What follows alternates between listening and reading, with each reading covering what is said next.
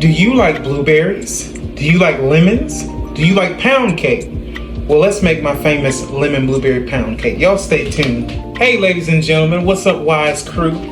This is Chef Davion here with the Council's Kitchen. And as always, I'm hoping y'all having a wonderful day, a great day at that. We're gonna make my lemon blueberry pound cake. So let me show you guys all the ingredients that you're gonna need.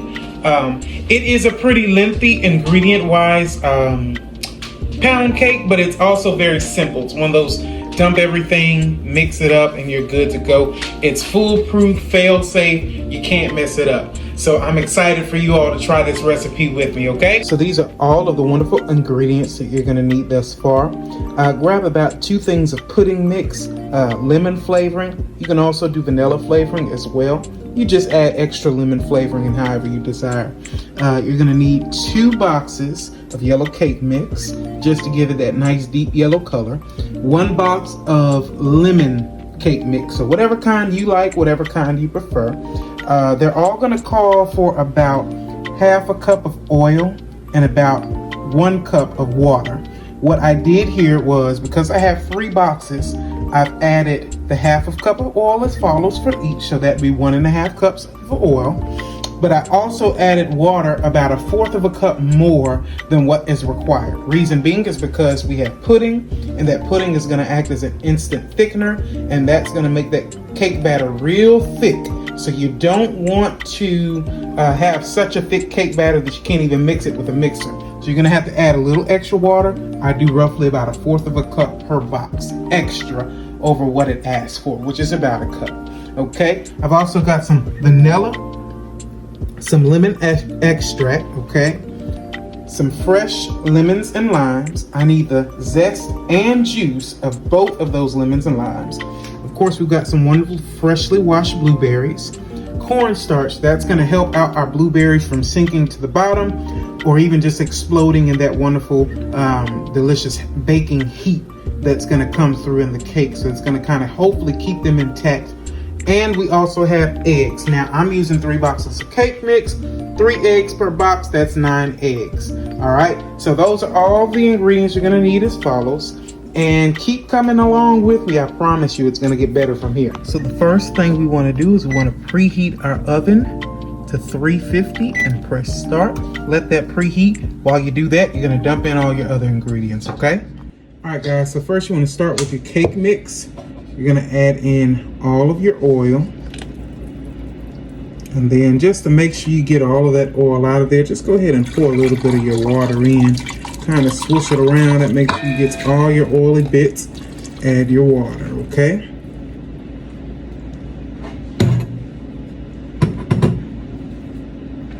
Then you're gonna add in your eggs. So again, we've got 9 eggs, all right? I'm not trying to do them too quick to the thing. You want to crack them on a flat surface and then open them up one at a time. You can crack them in a separate bowl just to make sure you have no shells and all that kind of stuff, but I don't. I really don't feel like I need to do that. I don't feel like it's totally necessary. It's just one of those things that, you know, either you kind of need to do it or you don't. I don't feel like I need to do it, so I don't typically. I'm pretty aware usually of once, you know, you crack an egg if you got a shell in it or not. And it won't kill you. So, you know, don't kill you. It might make you a little strong. You might get a little extra fiber in that egg shell, okay? So don't worry about it. Just as long as you don't have the whole eggshell off in there, you should be fine, okay? So cracking 9 eggs, okay? 9 strong, wholesome eggs. 3 boxes of cake mix total, so that's 9 eggs, all right? Once you've combined all of your ingredients, go ahead and give it a whisk.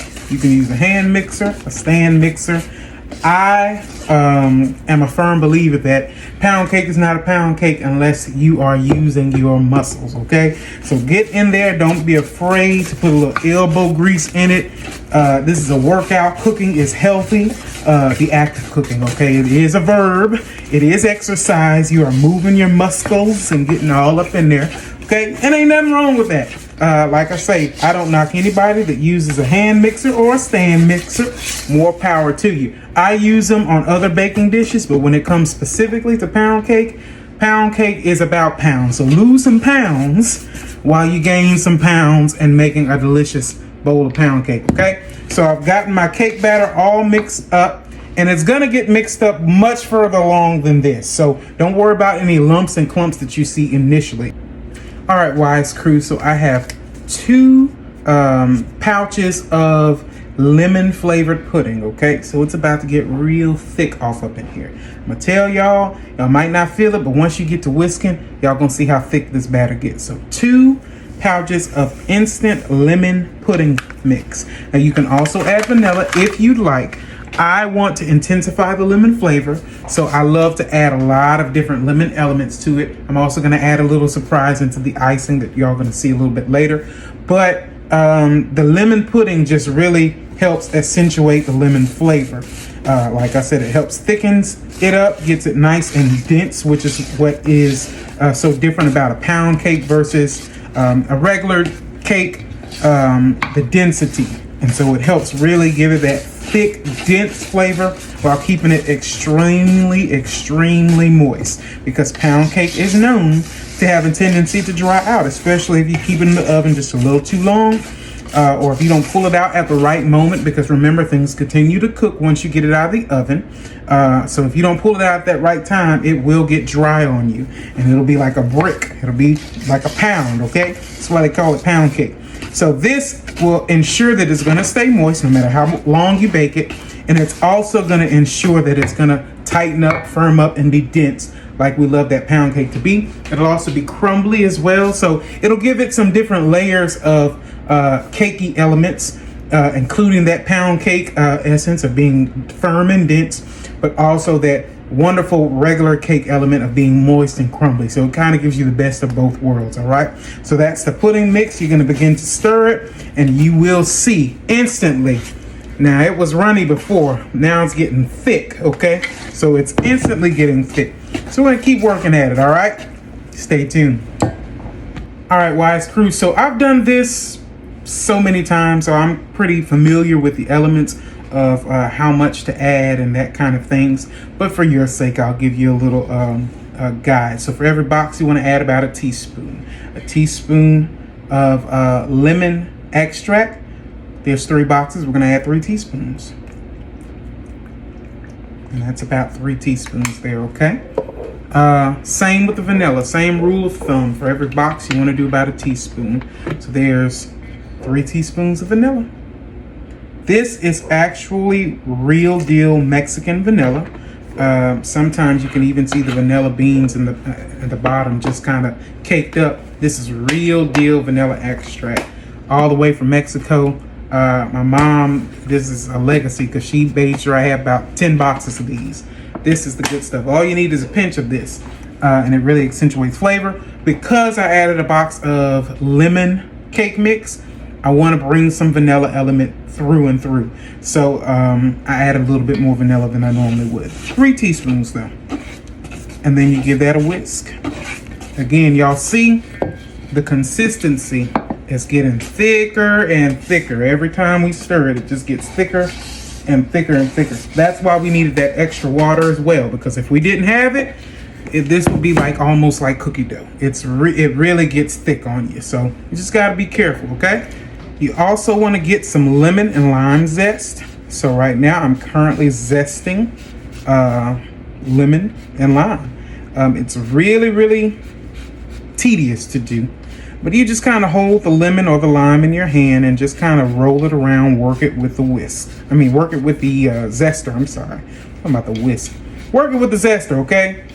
Just kind of get it all the way around. Try to only get the zest.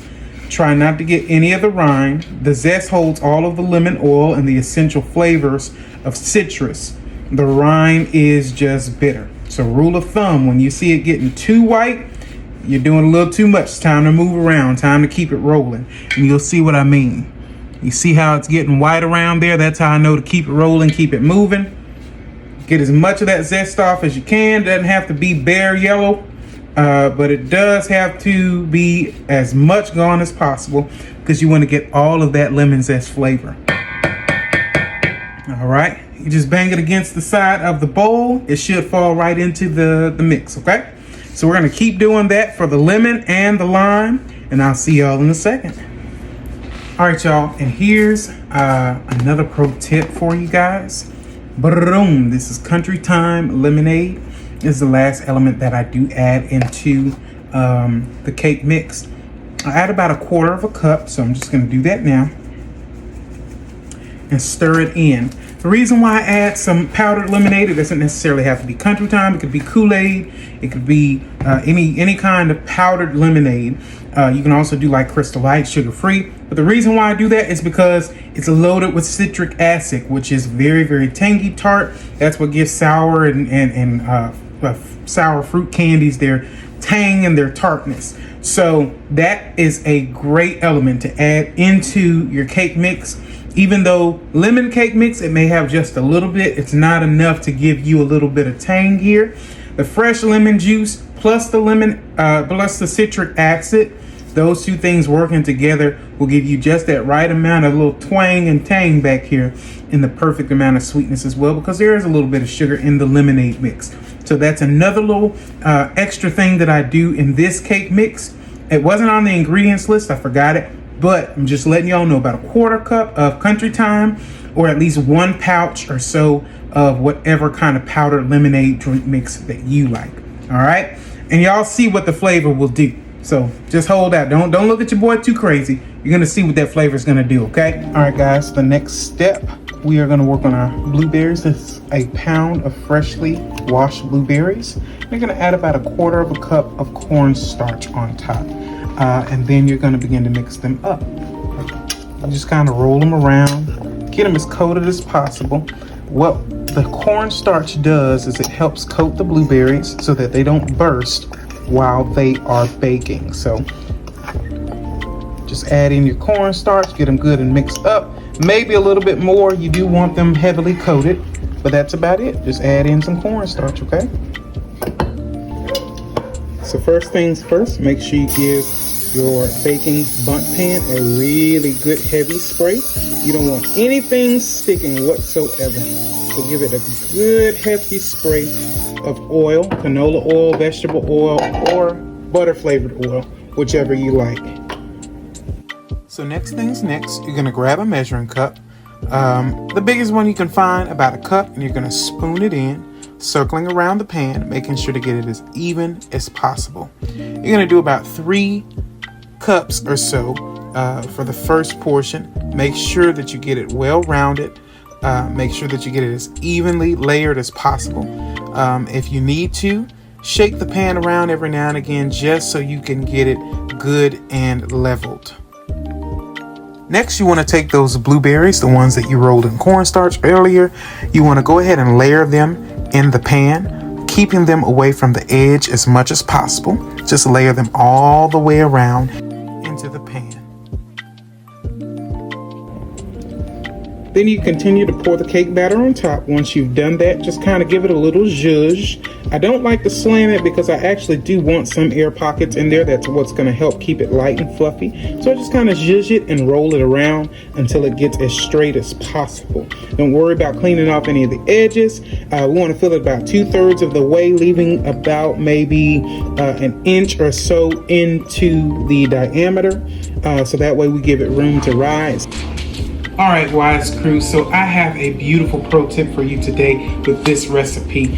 This does not include any of my seasonings. However, this is one of my most requested recipes, the lemon blueberry pound cake. So here's a way that you can give a little extra with that extra batter that you may have left over. Same concept, lemon and blueberry. Let's try it out. All right, so the first thing you want to do is get you a waffle maker, get it plugged in good and hot. Once it's hot, ready to go, open it up and begin to fill it with batter. Add some blueberries, close it, and let it do its thing. And in the end, you're going to have some wonderful lemon blueberry waffles. Yes, that's right, lemon blueberry waffles made from the same batter that you used for the pound cake. Easy and simple, and a great way to revive that luscious, delicious batter. Just look at it. Add a little syrup, and you've got some unique waffles for breakfast. It's just that amazing. All right, Wise Crew, so it's time to make that delicious icing, glaze, frosting, whatever you want to call it. We're gonna just about fill it up with confectioner's sugar or powdered sugar. That's just about 3 cups there in this large mason jar. So we're gonna just about fill it up, leave a little room for the liquid. So we're gonna add about 2 tablespoons or so of our powdered lemonade mix. That's country time or whatever. That's about 2 tablespoons there. And then we're gonna add in some lime and lemon juice. So I reserved half a lime and half a lemon. I'm gonna just juice that right into the mason jar here. Part of that is for color, other part of that is for flavor, but it's all good. It's all gonna go well together with the lemon blueberry pound cake. Okay, here's half of that lime I've reserved as well. Just gonna squeeze that right into the mason jar. That's gonna help also activate that zest as well that we placed in. Okay. And then I want to go in with a touch of evaporated milk. Now, the reason why I'm using evaporated milk as opposed to fresh milk is because this has already been shelf stable. And just a touch of this delicious vanilla, just a smidge. We don't want to take away the lemon flavor. We want that to be the star, not vanilla. But vanilla is just an undertone, something that can kind of help the lemon along. So that's about it. You're going to take a fork or whatever you got and just kind of mix that together. It should come together pretty smoothly. Don't worry about you think, oh, I don't have enough liquid. If you don't, you can always just add more, but you want a nice thick consistency, and the sugar does literally dilute very much. So you see, this was a full jar of sugar, and we've got maybe a little less than half once it's been liquefied. So you just kind of come in, give it a quick stir, and then you're gonna add, I'm gonna add just a little bit more liquid because it's a little too thick for my liking. I want it to be pourable, but I don't want it to be, excuse me, runny. I just want it to kind of be pourable, thick, but not runny. So I'm gonna add just about a half a teaspoon or a teaspoon or so of evaporated milk. Again, the evaporated milk is just gonna kind of help the stability of it being out. I'm gonna have it sealed, of course, but I'm gonna keep it out, gonna keep it on the table or on the counter, whatever have you, just because I know it's gonna go quickly. If I felt like it wasn't, it was gonna take some time to eat up, I would put it in the refrigerator, of course, to extend its life, but I know it's gonna go pretty fast. So I'm gonna give this a taste. This is a little too runny for my liking, so I'm just gonna add more powdered sugar. Let's test the flavor. Oh yeah, it literally tastes just like lemonade if lemonade was made into a frosting. It is so good. That is my secret that I was telling you guys about earlier, my little secret formula, lemonade. Putting lemonade into the icing really does accentuate it, makes it that more voluptuous and delicious, and gives it so much more of a lemon flavor. So I'm gonna go in with maybe about half a cup more of powdered sugar. If it's gonna come out, there we go. Come on out, there we go. Go in about half a cup more powdered sugar, just to give it some more body back into it. Like I say, I want it to be thick enough to pour, or thin enough to pour, but thick enough to where it does not run down immediately when you pour it. It just kind of takes its sweet time getting to the bottom, if it gets to the bottom at all. And I think I'm right back at the consistency where I want to be. So let me give it a good mix. Just old school, mixing it with a fork. It doesn't have to be all fancy with a whisk and everything like that. Just make sure you get those zest pieces from the bottom, get them good and included into the mixture. And this is about the consistency that I want. Okay, it's running, but it's not running so quickly that if I were to pour it on top of the cake right now, it just runs straight to the bottom and thinning out. All right, so we're getting right at the consistency I want. And that's how you make the icing. Once your cake is done and well rested, you've pulled it out of the oven. Look at that beautiful marbleization. Just give it a good ice down, slice it up, and enjoy. That's it. That's all. I hope you've enjoyed this video. Be sure to like and subscribe and share it all over. Until next time, y'all be great. Love you.